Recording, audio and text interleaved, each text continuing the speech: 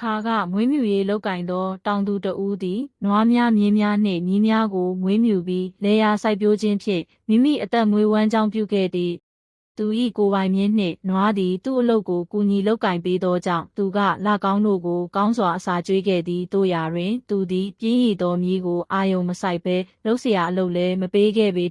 တနေ့တွင်တောင်သူသည်လယ်ကွင်းသို့သွားရန်အသင့်ပြင်ဆင်နေစဉ်သူ၏ဇနီးကတစ်တော်အနီးသွားတဲ့အခါကြားနှင့်ချင်းသေးတွေကိုတတိထားနော်ဟုပြောသည်မြည်သည်သူ၏ကျေးဇူးရှင်တစ်တော်ရှိတိရစ္ဆာန်ရိုင်းများကိုကြောက်တတ်ကြောင်းကြားလိုက်ရပြီးထိုအချက်ကိုမှတ်သားထားလိုက်သည်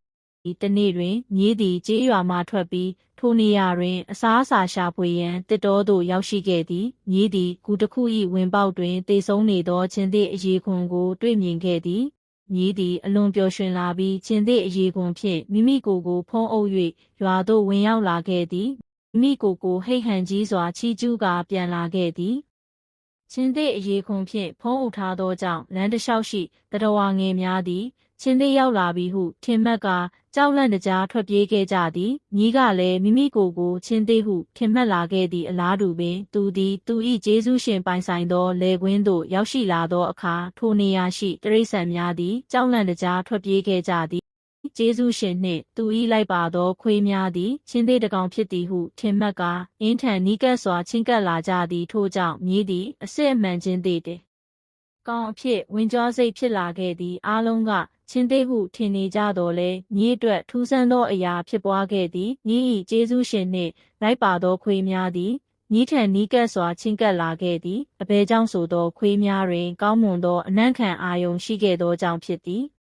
ယင်း၏ကျေးဇူးရှင်ကရုတ်တရက်အော်ဟစ်လိုက်သည်ဟေးမိုက်မဲတဲ့မြီးကောင်လေးဘလို့လုပ်ပြီးချင်းသေးအဖြစ်ဟန်ဆောင်နေတာလဲချင်းသေးကောင်းအောင်မှာမင်းရဲ့ရှည်လျားတဲ့နရွက်တွေရှင်းရှင်းလင်းလင်းမြင်ရတယ်ဒါကြောင့်မင်းဟာမြီးတကောင်ပဲထို့နောက်သူ့ကိုရိုက်နှက်လိုက်သည်မြီးရဲ့သခင်ရာသမားဟာအယောင်ဆောင်ခြင်းဖြစ်တဲ့မြီးကိုတုံးနဲ့တဖုံဖုံရိုက်နှက်လေတာပေါ့ထို့အပြင်တောင်သူ၏ခွေးများသည်မြီးကိုကိုက်ခဲကြသည်ခွေးများသည်အင်းထန်လေးဘက်လေးတန်းမှလင်းမြန်စွာရွ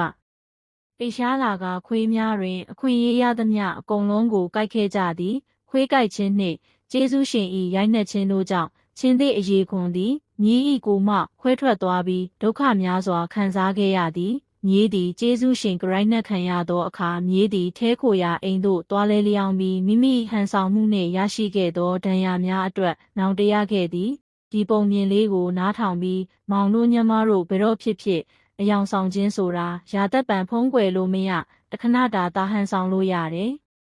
ဆိုတာနားလေသဘောပေါက်ကြစေလိုပါတယ်ကွယ်